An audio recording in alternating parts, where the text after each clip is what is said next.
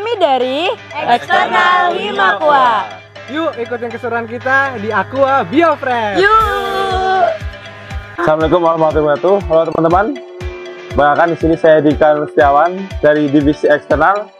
Di sini saya sedang berkunjung ke salah satu farm milik alumni BDP IPB, di mana farm ini bernama Aqua Biofresh. Saya di sini tidak sendirian, saya ditemani oleh salah satu CEO atau founder dari Aqua Biofresh itu sendiri, yaitu Bang Roy. Ya, salam kenal teman-teman semua. Saya Muhammad Royhan ya, biasa dipanggil Roy. Saya alumni dari BDP IPB.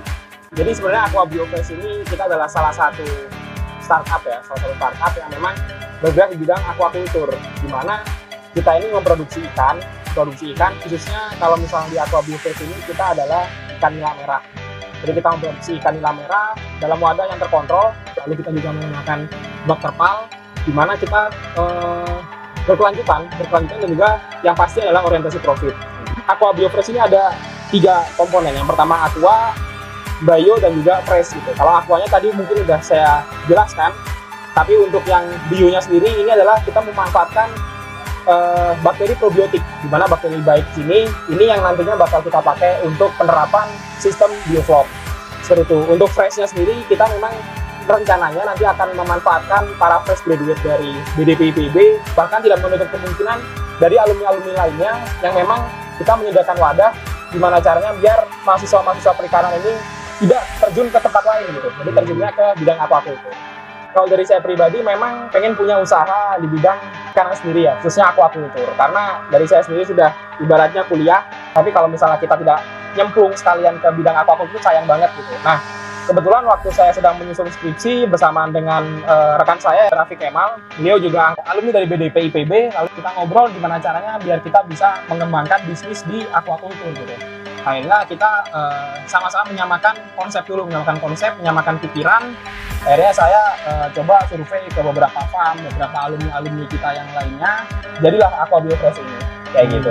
Untuk kolam kita sendiri ini ketinggian berbeda dengan yang lainnya ya. Karena kita di sini men-setting atau kita membangun kolam ini kita custom, di mana ketinggian ini bisa mencapai 180 dari kolamnya sendiri. Untuk ketinggian airnya sendiri itu kita mencapai 160, yang dimana ini fungsinya untuk meningkatkan produktivitas dari kolam kita gitu. Lalu yang kedua, kita juga menerapkan sistem bioflok. Di mana sistem bioflok ini ya kita bisa menekan tingkat FCR, atau mungkin teman-teman yang belum tahu, FCR ini adalah konversi pakan. Berapa pakan yang kita butuhkan untuk menghasilkan 1 kg ikan gitu kasarannya. Balik lagi ke tujuan awal kita, kalau misalnya kita pengen benar-benar nge-branding aquaculture. Nah, jadi kita menerapkan di Facebook dan juga di IG. Yang pertama, IG ini untuk nge-branding dari Aqua Biofresh untuk ke ranah mahasiswa-mahasiswa, anak-anak yang masih remaja lah, anak-anak muda. Tapi sedangkan untuk Facebook ini memang kita meranahnya ke pasar. Keseharian Bang Roy dan Bang Kemal nih di Aqua Biofresh ini Ngapain aja itu Bang? Sebenarnya kalau keseharian kurang lebih sama seperti para pembudidaya umumnya ya. Jadi kita biasanya pagi itu udah ngukur air, yang jelas suhu, pH, float itu utama kita ukur. Karena ya di bioflok itu memang ketiga komponen itu yang cukup utama, sama DO sebenarnya. Nah, lalu sekitar jam 9, jam 10 ini kita mulai kasih pakan. Dimana kita kasih pakan ini sebenarnya kadang 2 kali sehari, kadang 3 kali sehari, menyesuaikan dengan cuaca. Lalu di siang harinya kita kasih pakan lagi, lalu di sore ini kita ngukur air lagi. Nah, ngukur air lagi itu sama, suhu, pH.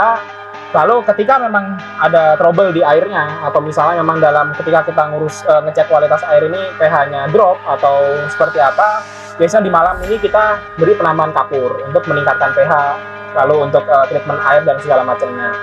Untuk sampling sendiri, biasanya kita 2 minggu sekali ya, 14 hari sekali, itu bisa kita sampling buat nentuin berapa sih peningkatan hariannya, lalu berapa pakan yang udah kita pakai, lalu dalam satu kolam ini rataannya itu bobotnya berapa, mungkin seperti itu kalau kesehariannya. Oke Bang Roy, tadi kan kita udah ngobrol panjang lebar nih. Mungkin buat penutup ada pesan nih Bang buat generasi milenial nih, supaya aquaculture ini terkesan bagi mereka, ketertarikan bagi mereka gitu. Sebenarnya gue juga generasi milenial sih.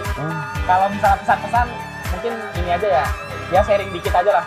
Jadi mungkin kalau bisa buat teman-teman yang memang udah terjun di dunia perikanan ya, udah masuk kuliah jurusan perikanan, kalau bisa tetapin pilihan kalian dari sekarang gitu, karena memang dunia perikanan ini sangat luas dan kaya gitu.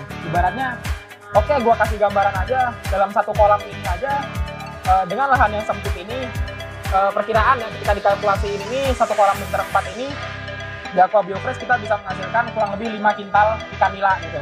Nah, bayangkan kalau misalnya teman-teman punya beberapa kolam, nah tinggal dikalkulasiin aja lah gitu. Jadi jangan malu buat terjun di perikanan, tetapkan pilihan kalian dari sekarang. Misal kalian pengen masuk di sektor pakannya, kalian pengen masuk di sektor kesehatannya, atau misalnya kalian pengen masuk di sektor reproduksi, genetik, manajemennya, atau sistemnya, lingkungannya, segala macamnya, terjun aja langsung, terjun sedalam-dalamnya. Jangan sampai kalian membuat keputusan yang salah ketika kalian lulus dari universitas kalian. Baik-baik teman-teman, sekian dari saya Dika Nustiawan dari Divisi Eksternal Himakua.